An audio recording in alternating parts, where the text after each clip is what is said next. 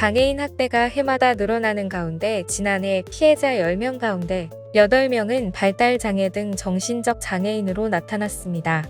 보건복지부가 10월 9일 공개한 2022 장애인 학대 현황 보고서에 따르면 2022년 장애인 권익 공무기관에 접수된 전체 신고 건수는 총 4,958건이며 이 중 장애인 학대 의심 사례는 2,641건으로 전년 대비 7.3% 증가했습니다. 장애 유형별로는 지적장애 67.9%, 뇌병변장애 7%, 자폐성장애 6.5%, 지체장애 5.1% 순이었고 이 중 정신적 장애는 2018년 74.1%에서 2022년 77.3%로 지속적으로 비중이 증가하고 있는 추세입니다. 학대 행위자와 피해장애인의 관계는 여전히 가족 및 친인척이 36.4% 가장 많았고 사회복지시설 및 유관기관 종사자가 36.1%로 대부분을 차지했으며 학대 발생 장소도 피해장애인 거주지가 41%, 장애인 거주시설 16.7%, 학대 행위자 거주지 7.8% 순으로 나타났습니다. 인천시는 교통약자 이동지원 차량인 장애인 콜택시를 기존 193대에서 215대로 늘리고 운전원 증원 채용도 완료해 10월 10일부터 운행을 개시한다고 밝혔습니다. 이로써 인천시의 장애인 콜택시 보급률은 법정 대수 기준 85%를 충족하게 됐습니다. 교통약자의 이동편의 증진법에 따르면 특별교통수단의 법정 운행 대수는 보행상 장애의 정도가 심한 장애인 150명당 1대로 인천시의 법정 운행 대수는 254대입니다. 장애인 콜택시 확충은 민선 8기 공약사항으로 시는 당초 목표보다 1년 앞당겨 내년까지 법정 대수 100% 보급을 완료하겠다는 방침입니다. 인천시는 215대의 장애인 특장차 외에 휠체어를 이용하지 않는 장애인과 그 밖의 교통약자를 위해 바우처 택시도 운영하고 있습니다.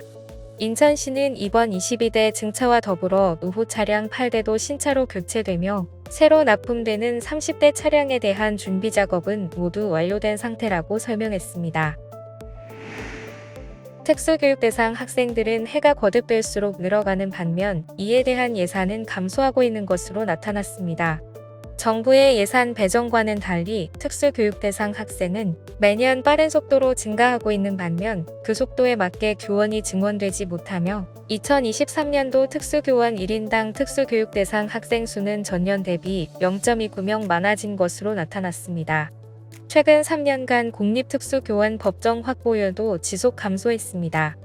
국회입법조사처 자료에 따르면 2022년 시도별 공립학교 특수학급 교원 1인당 학생 수는 전국 평균 4.2으로 나타났고 전남 3.9명을 제외한 16개 시도는 법정 정원 기준을 초과했습니다.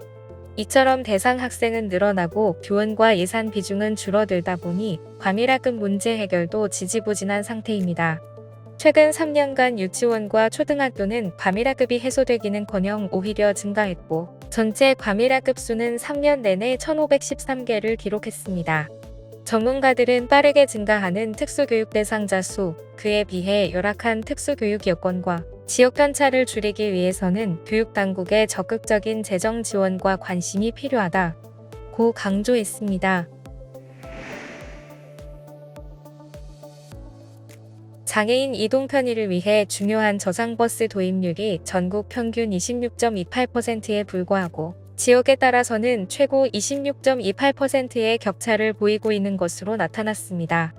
장애인 특별 운송수단의 경우 전국 평균의 경우 지난해에 비해 상승한 수치이지만 지역 간 격차는 6.93배로 더욱 벌어졌습니다. 한국장총이 발표한 전국 시도별 장애인 복지 비교 연구에 따르면 인천과 울산, 충남, 경북은 저상버스 도입률이 10.20%로 최하를 기록하며 분발이 필요한 지역으로 분류됐습니다. 장애인 콜택시, 임차택시, 장애인 심부름센터 차량 등을 조사한 장애인 특별운송수단 도입률은 전국 평균 219.15%로 나타났습니다. 최고 수준인 565.45%의 서울시와 최하 수준인 81.50% 인천시의 격차는 6.93배 격차를 보였습니다. 서울시, 경기도, 전남도, 경남도 등을 제외하고는 장애인 콜택시 의무 대수를 대부분의 지자체에서 100%를 충족하지 못한 것으로 조사됐습니다. 지금까지 장애인 생활신문 편집국에서 전해드렸습니다.